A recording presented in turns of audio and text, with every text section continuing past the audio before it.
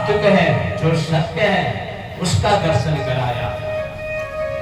ऐसे हमारे गोविंद भगवान की।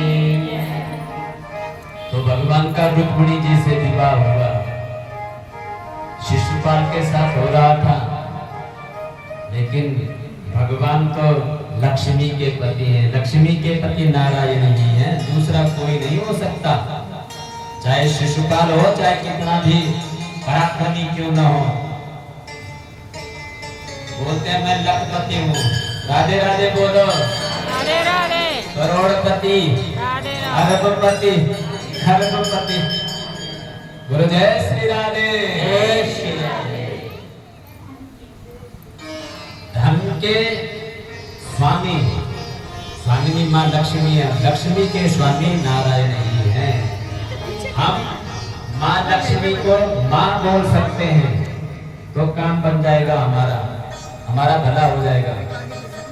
हम लक्ष्मी मैया को बेटी भी बोल सकते हैं तो भी हमारा जीवन का उद्धार हो जाएगा।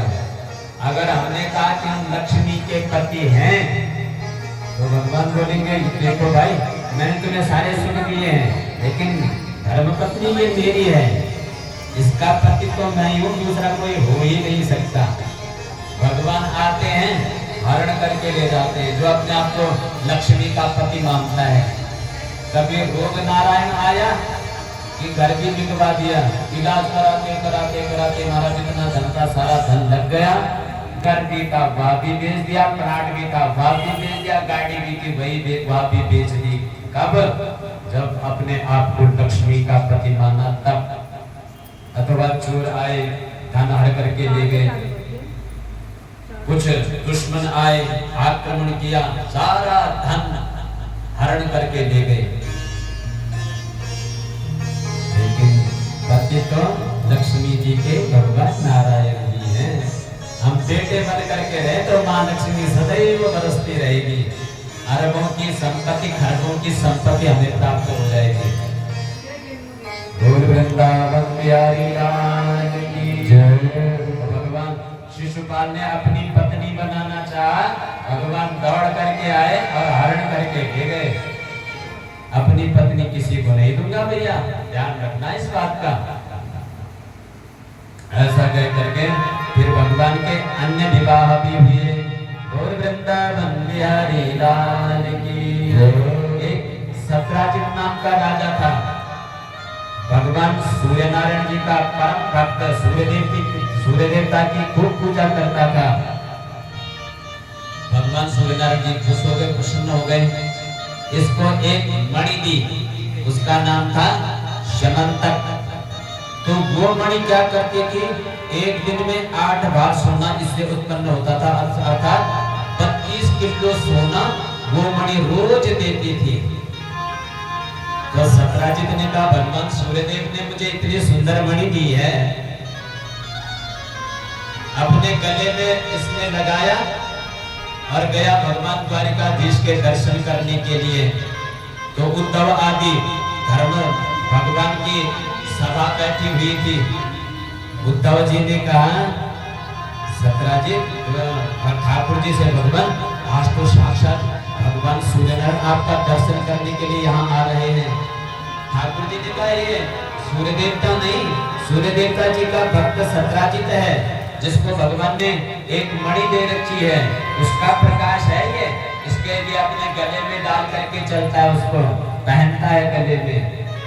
आए भगवान ने खूब आतिथ्य सत्कार किया, सत्राजित ने भी प्रणाम किया। जैसे ही जाने लगे तो उद्धव जी ने कहा सत्राजित महाराज, सत्राजित ये जो आपके पास मणि है ये भगवान द्वारिकाधीश को दे दो, क्योंकि सारे संसार के चक्रवर्ती सम्राट हैं, अध्यक्ष हैं हमारे भगवान द्वारिकाधीश, इनके पास ये मणि रहेगी। इससे उत्पन्न जो भी सोना है उस सोने से कोई गरीब नहीं रहेगा, भगवान सबको थोड़ा थोड़ा बांट देंगे, सब अन्न धन से संपन्न रहेंगे, सबके पास वस्त्र होंगे, अच्छा भोजन होगा। यहाँ द्वारिकाधीश को ये मणि दे दो। सत्राजित ने कहा तब करूंगा मैं, भगवान को प्रसन्न करूंगा मैं और मणि दे दूंगा तुमको। मना कर दिया, भैया ये भगवान ने मुझे दी है, तुम्हें देने के लिए नहीं दी है। चले गए। एक दिन इनके छोटे भाई हैं प्रसेन जी, उसने कहा भैया रोज रोज आप ही पहनते हो, कभी मुझे भी पहना दिया करो इसको। सत्राजित ने कहा कोई बात नहीं मेरे भाई, पहनो इसको। पहना दिया अपने छोटे भाई को। छोटे भाई ने कहा चलो शिकार खेलने के लिए चलता हूँ। जंगल में गए तो जंगल में गया, भगवान की माया से एक शेर आया। शेर ने कहा भैया इतना चमत्कार, इतना उजाला ये कहां से आ रहा है। शेर भयभीत हुआ, क्रोध आया, आक्रमण करने के लिए आया। सत्राजित पकड़ में आ गया, इसका वध किया। इतनी सुंदर मणि, शेर ने उसको अपने मुख में दबाया, आगे चला। जांबवंत जी मिले, इतना प्रकाश, ये कहां से आ गया इस जंगल में। जांबवंत जी महाबली थे, उन्होंने शेर को पकड़ा, शेर को मारा, उस मणि को लेकर के अपनी गुफा में गए। इनकी बेटी जांबवती थी। जांबवती को कहा बेटा देखो तुम्हारे लिए कितना सुंदर खिलौना लेकर के आया हूँ, कितना प्रकाश है इसका। अब हमें लाइट जलाने की, मोमबत्ती दिया जलाने की आवश्यकता नहीं है इस गुफा में। और वृंदावन बिहारी लाल की जय, कन्हैया लाल की जय, आनंद कंद भगवान की जय। तो यहाँ पर हमें अंधेरे की कोई आवश्यकता नहीं है, अंधेरा नहीं होगा। इधर जब 3 दिन तक प्रसेनजीत घर में वापस नहीं लौटा तो सत्राजित ने कहा मेरा भाई कहाँ चला गया, मेरा भाई कहाँ चला गया।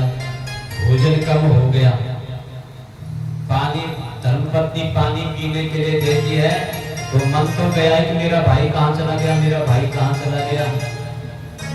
क्या हुआ आपको, बड़े उदास हो, भोजन भी आपने कम किया, पानी भी नहीं पी रहे हो, क्या बात है बताओ, मुझे बताओ। कहा दीदी बात ऐसी है, आपसे एक गुप्त बात बोल रहा हूँ, अभी प्रमाण नहीं है, सत्यता नहीं है। तो जय श्री राधे। प्रसेनजीत को मैंने मणि दी थी, वो गायब हो गया, 3 दिन हो गए, आया नहीं घर में वापस। द्वारिका में द्वारिकाधीश उद्धव जी ने कहा था कि ये मणि हमें दे दो। मुझे लग रहा है कि कहीं द्वारिकाधीश ने वो मणि चुरा तो नहीं ली, लेकिन तुम किसी से बोलना नहीं। माताओं के पास यह कह दिया जाए कि ये बात दूसरे को मत बताना, तो समझ लो वो बात सभी तक पहुंच गई है।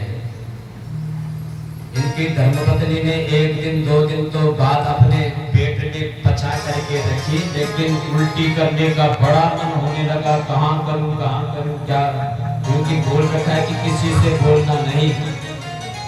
सहेली आई, बहन बड़ी उदास है, क्या बात हो गई। कहा बहन क्या बोलूं मैं, लेकिन देखो मेरे पति ने विश्वास से मेरे पास ये बात कही है, तुम किसी दूसरे से मत कहना। कहा बहन जैसे तुमने किसी से नहीं कहा, ऐसे मैं भी किसी से नहीं कहने वाली, चिंता मत करो, क्या बात है।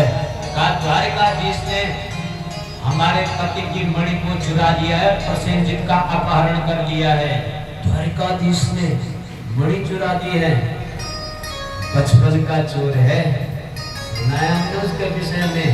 अभी तक भी इतने बड़े हो गए हैं, ब्याह हो गया है, अभी भी चोरी की आदत नहीं गई। उसने दूसरी सही से दूसरी में तीसरी चौथी और करने करने जपंजना बात सारे शहर में फैल गई और भगवान द्वारिकाधीश के कामों में चली गई कि तुमने एक मणि को चुराया है। भगवान ने कहा बताओ, लेना एक न देना दो, कितना कलंक मुझे लगा हुआ है, अब मैं क्या करूं। अपने मंत्रियों को साथ में लेकर के मणि को ढूंढने चलेगा। भाई जब तक मणि नहीं मिलेगी तब तक हमें चोर बताया जाएगा, इसलिए इस कलंक से तो मुक्ति पानी है।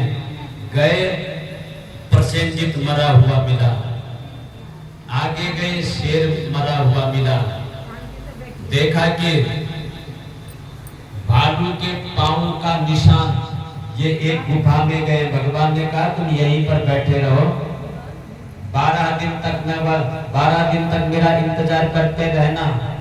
अगर मैं 12 दिन तक नहीं आया तो तुम लोग वापस चले जाना। ऐसा कह करके भगवान गए हैं गुफा में। गुफा में जैसे ही जाम्बवती ने कृष्ण कन्हैया को देखा तो देख करके डर गई। यहाँ पर ये कौन सा आ गया छैल छबीला, क्योंकि वह तो भालू की बेटी है, जाम्बवंत जी की बेटी। उसने मनुष्य को कभी देखा नहीं है, वन में रहने वाली है। पिताश्री देखो तो हमारे गुफा में कौन आ गया। जाम्बवंत जी आए, आकर के देखा ये कौन आ गया। तो जाम्बवंत जी को क्रोध आया, मेरे घर में कोई बैरी आ गया है। भूसा जमाया भगवान के वक्ष स्थल पर। भगवान को भी क्रोध आया, दो इन्होंने भी जाम्बवंत की छाती पर भूसे जमाए और ऐसे भूसे जमाए खूब द्वंद्व युद्ध होने लगा। 27 दिन तक युद्ध चलता रहा। 27 दिन तक जैसे ही जाम्बवंत जी युद्ध करके थक गए, भगवान ने एक भूसा और मारा, वो जमीन में गिरे। अपने चरण का प्रहार छाती में करना चाहते थे, देखा वज्र का, अंकुश का, ध्वजा का निशान। अरे मेरे राम मुझे दर्शन देने के लिए यहाँ मेरी गुफा में आए हैं। हे गोविंद, हे कृष्ण कन्हैया, हे गोपाल, मुझ पर दया करो, मुझे मारोगे क्या? अपने भक्त का वध करोगे? कहा नहीं, मैं अपने भक्तों का वध नहीं करता। आपने त्रेता में कहा था ना प्रभु, मैं तो युद्ध को देखता ही रहा। आपने कुंभकर्ण को भी मार दिया, लक्ष्मण जी ने मेघनाथ का भी वध कर दिया, आपने रावण का भी वध कर दिया, और मुझे युद्ध करने का कोई समय ही नहीं मिला। हाथ में बड़ी खुजली हो रही है, इतना बलवान हूँ मैं, मेरा ये बल किस काम का? आपकी ओर से तो मैंने एक राक्षस को मारा तक नहीं, खुजली बड़ी हो रही है, किससे युद्ध करूं, किससे युद्ध करूं? भगवान ने कहा अभी शांत रहो, अभी तब तक ऐसे खुजलाते रहो, द्वापर में आऊंगा, खुजली मिटा देना। 27 दिन तक जब युद्ध हुआ तो जाम्बवंत जी के हाथ की खुजली मिट गई। बोल वृंदावन बिहारी